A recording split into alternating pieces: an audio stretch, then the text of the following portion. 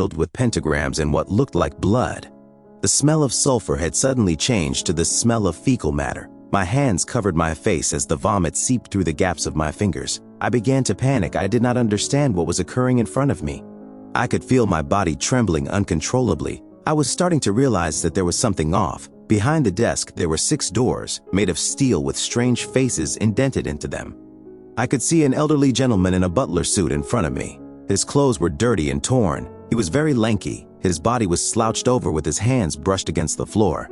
He was slouched so low that I could not see his face. A gong started to ring and his body began to convulse. I can hear the bones snapping into place as he slowly began to stand upright.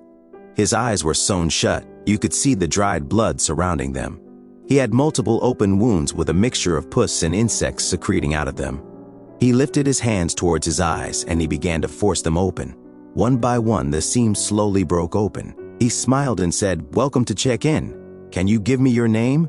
I hesitatingly said Jason Hedge, low in shock. I asked him, "Are you okay?" He said, "I wouldn't worry about me, I'd be more worried about you." He pulled out a file with my name on it and he began to read through it. I asked him, "Where am I?" He smiled and replied, "Check in." "Check in to what?" I said angrily. He then said, "You are in check in to hell." I laughed out loud and I said, "You're kidding, right?"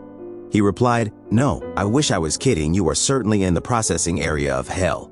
I could feel my stomach turning and my vision becoming blurred.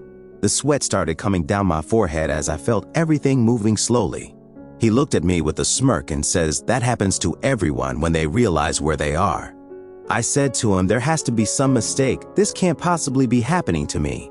He replied, "Believe me, it's happening and there's nothing I can really do to stop it.